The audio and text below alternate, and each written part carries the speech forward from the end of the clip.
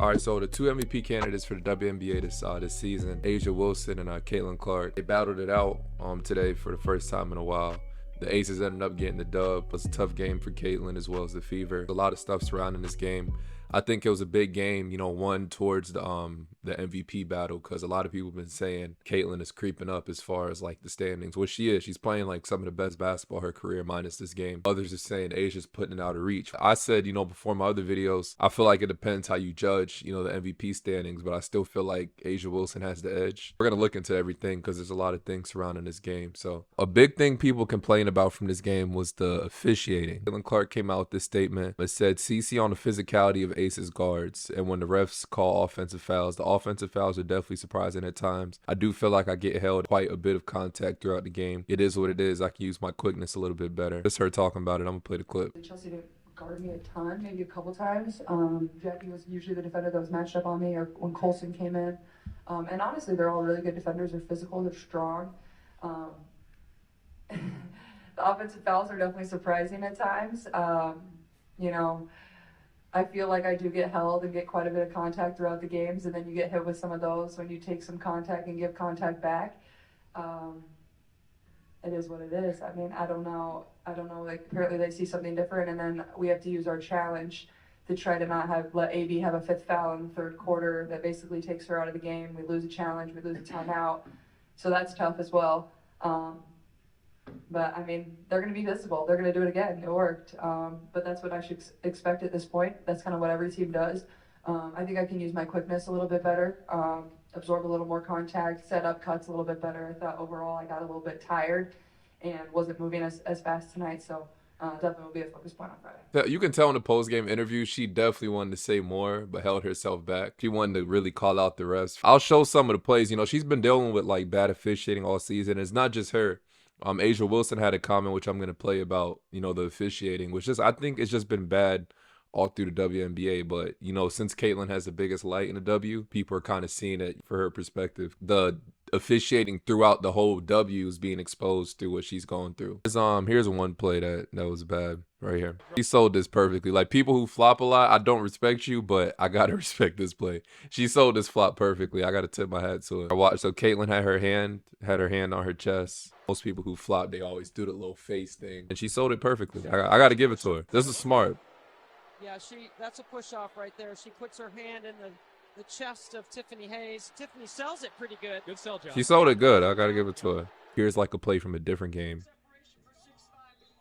Watch Caitlin's reaction. Excuse me, they got it on Caitlin Clark. So watch. Look how she sold this. And I don't really know how you could train to avoid it. See what I'm saying?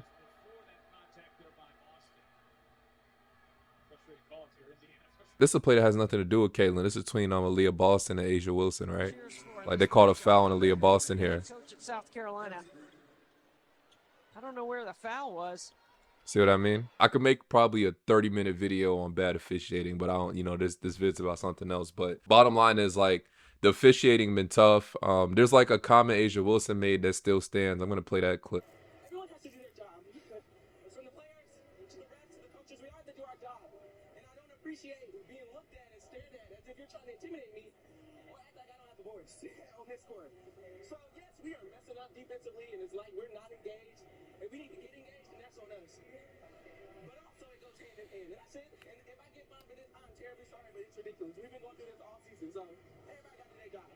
Thank you so much, Jeff. As far as tonight's game, we're gonna compare both Caitlin and A'ja Wilson. Caitlin finished 16 points, 3 rebounds, 6 assists. She shot 6 for 22, and then she shot 27% for the field. It's probably one of her worst games since All-Star break. A'ja Wilson, on the other hand, I don't think A'ja Wilson really had a good shooting night like she used to, but she had 27, 12, and 3, and she shot 39%, 11 for 28 from the field. So she didn't play her best game in my opinion. But they both have that good of a game. I think they're both gonna come to play Friday night. But A'ja Wilson, this came out today, so it says there it is. A'ja Wilson has single greatest scoring season in WNBA history, so she broke that record. This was Caitlin Clark talking about A'ja Wilson. So I'm gonna play the clip. This was prior to today's game or yesterday's game. Yeah, she's pretty incredible. I mean, you watch her and it's unguardable. There's nothing anybody can do to stop it. Like, she's just that dominant. She can put it on the floor.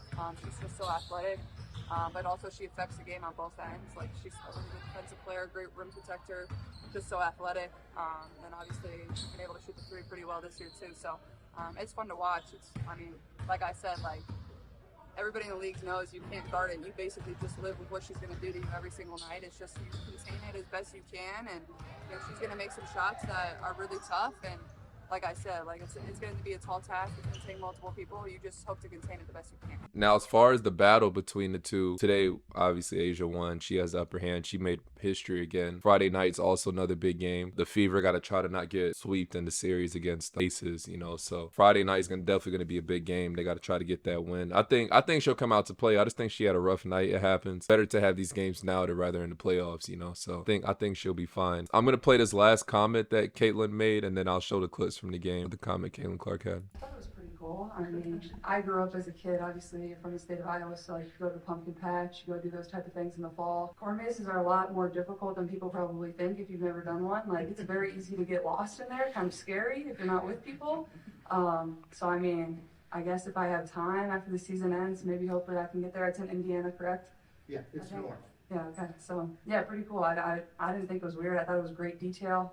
I'm impressed. I don't know how they do that, especially you're not cutting it down from above. So pretty talented, honestly. County line, yeah, that's fire. That's fire. How would you do it? You know how long this probably took, like, months, bro. And then how do you know you're not making a mistake? Yeah, that's tough. I'm not gonna lie. That's tough. I'm gonna play the highlights from Caitlin Clark and Asia Wilson, but I want to know your thoughts on everything, the officiating, how the Fever looking going towards the end of the season. And as always, it's your boy. Not playing for typical. Clark got around Stokes, gets to the rim, lays it Tough one. Championship medal of Las Vegas on full display, and Clark essentially trying to run the clock down. Clark banks it up, makes it in. Good pass. Pass, Mitchell lays it in. Clark working on Plum here. Clark one. draws the foul and knocks it down. The 19% three-point shooter. And Clark answers Sunday, but this is a different kind of challenge. Back Benlay connects. Quarter. They know their identity, Vegas. In the late game, they're going inside. It's their league in scoring. Pass. Beautiful bounce pass. Length and quickness can bother Asia Wilson a little bit because Here's Asia Wilson knocking down. Wilson mid-range where she's 2 for 2. Kelsey Mitchell has to be really careful jumping out on that. Wilson's finding some space from the mid-range and 10% during that time from the three-point line. Wilson all mid-range. Kelsey Plum playing Caitlin Clark, no catch, meaning she's not trying to let her get it back. Well, they're going to one of the games from the free throw line against Las Vegas earlier this season. She's working on it. Wilson's been dead. Really doing a nice job attacking. Clark full speed ahead and Tyler.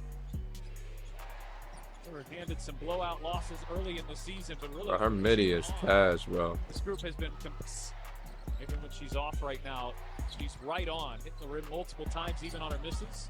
Wilson bullies her way inside and one. Inside to Wilson, who nearly turns it over. Wilson into Fag. Bentley lays it in.